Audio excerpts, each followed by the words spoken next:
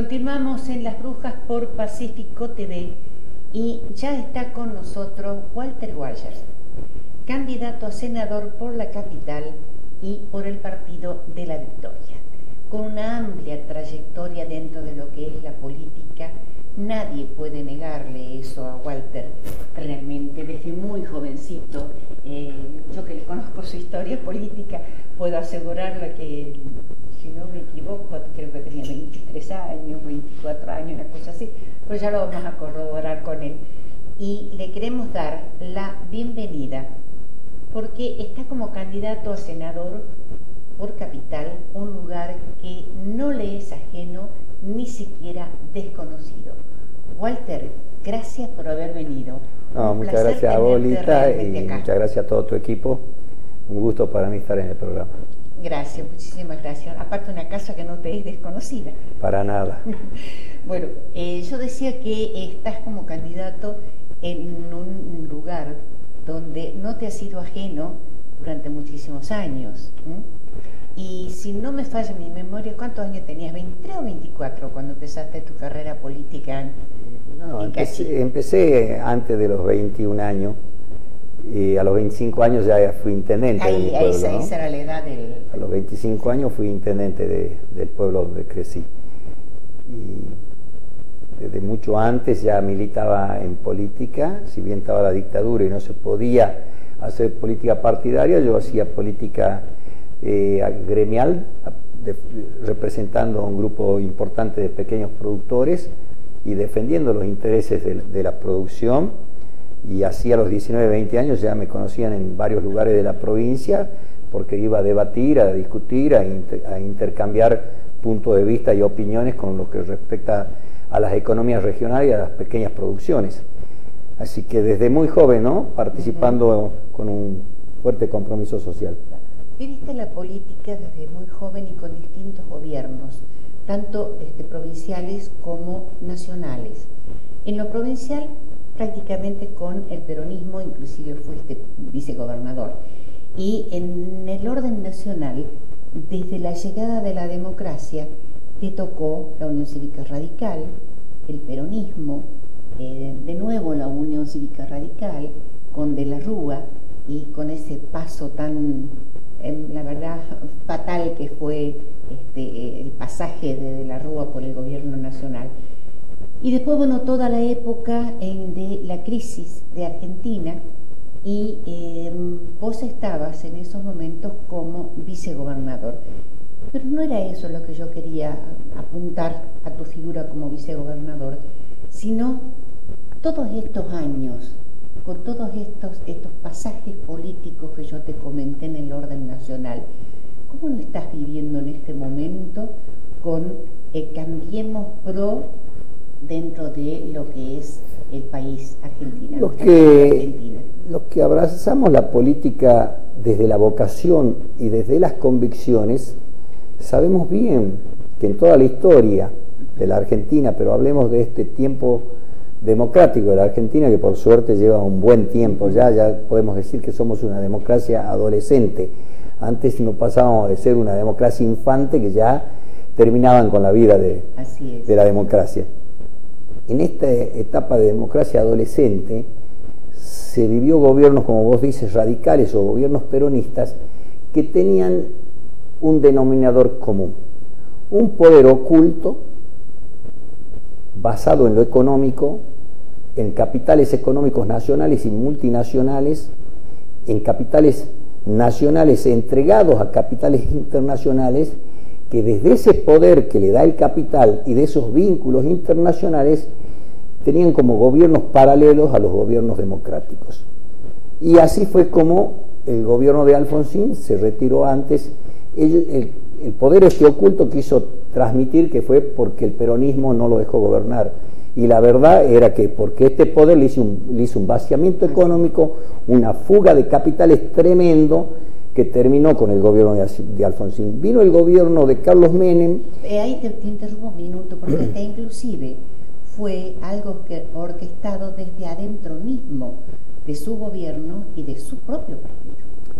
Pero porque ese es el denominador común. Gobiernos peronistas o gobiernos radicales este poder oculto de la Argentina logra infiltrar sus hombres, porque no vamos a decir que en el gobierno de Carlos Menem, un peronista que llega desde el campo popular, lo más popular que había en ese momento en el peronismo, se deja infiltrar y su primer ministro eran de las corporaciones multinacionales.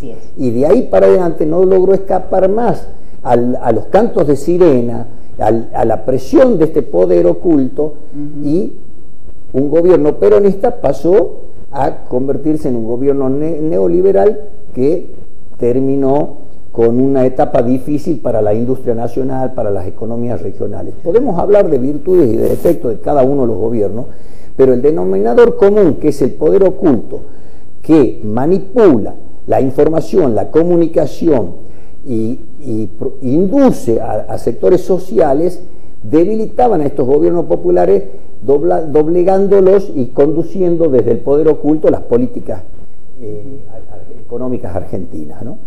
Luego viene la alianza y directamente por su falta de fortaleza, porque sumaron y mezclaron dirigentes y sectores políticos que no tenían nada que ver con un proyecto nacional, terminó como se terminó. Después vino un gobierno peronista, y cuando yo escucho decir al gobierno de hoy la pesada herencia, ¿qué habrían hecho si ellos reciben el caos con que se recibió la Argentina en el 2003? Realmente catastrófico habrían sido.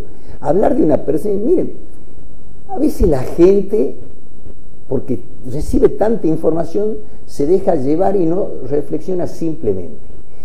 Pongamos esta casa, este hogar.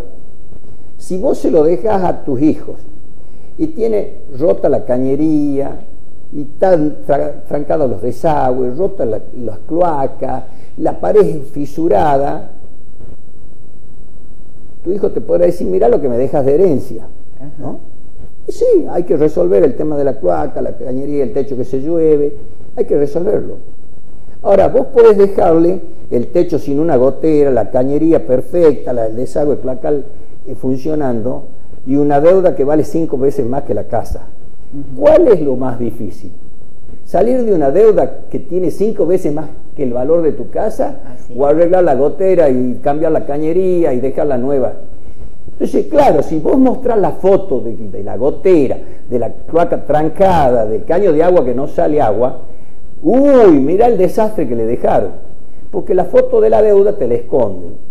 Entonces, el país que recibió el peronismo en el 2003 era un país que no solo tenía rota la cañería, se le llovía el techo, las cloacas estaban trancadas, no le salía agua, sino tenía una majestuosa deuda externa que no te dejaba gobernar. Y que venía de ese gobierno peronista no solo logró grandes avances sociales y reivindicaciones a sectores que la Argentina merecía reivindicar, evolucionó en un montón de cosas, sino que si no te logró tapar tal vez la gotera y tal vez no te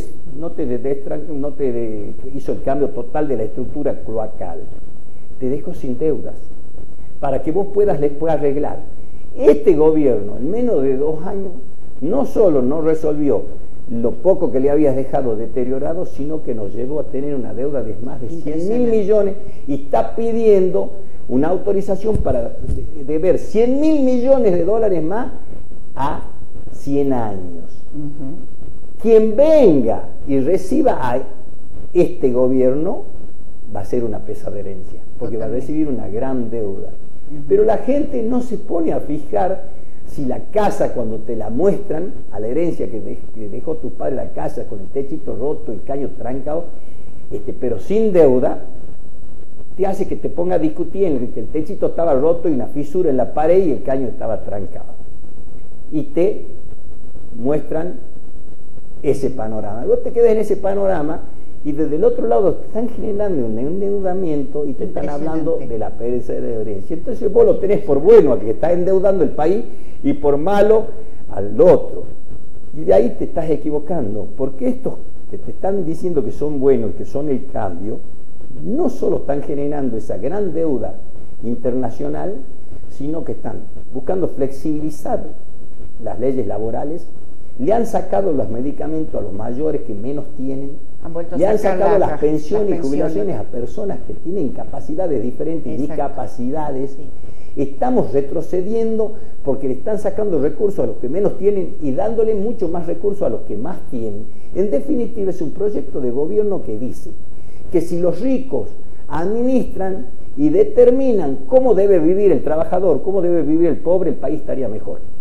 Entonces el rico, que es el que genera la riqueza, te dice: vos tenés que ganar tanto, te podés comprar tal vez una bicicleta, tal vez una moto, podés vacacionar solamente en el interior de tu provincia y en carpa, y eso es una perfecta y una hermosa vida para vos.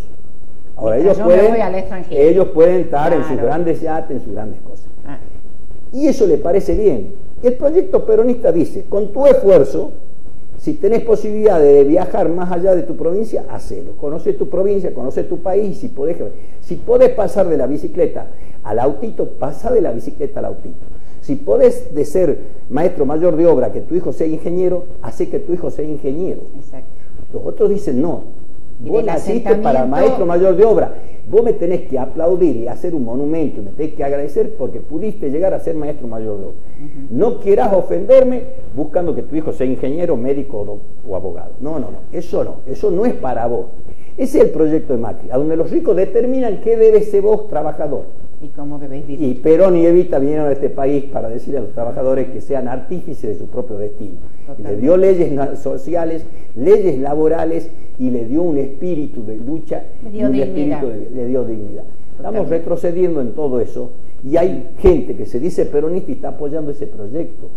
Entonces a mí no me puede venir a decir alguien que es peronista, por más que tenga la afiliación de peronista, por más que represente la institucionalidad en un municipio o en una provincia desde el peronismo, si está aliado y sometido a los designios del presidente Macri, porque el proyecto de Macri es totalmente opuesto, diametralmente opuesto a un proyecto de país peronista. Te propongo una pausa, Walter, y cuando retornemos o volvamos, vamos a hablar un poco de la entrevista a Cristina Kirchner que le hizo Novarecio. Sí, cómo no. Vamos a la pausa y enseguida volvemos a Las Brujas Pacífico TV. Con nosotros, Walter Guayar, candidato a senador por Capital por el Partido de la Victoria. No se vayan, ya volvemos.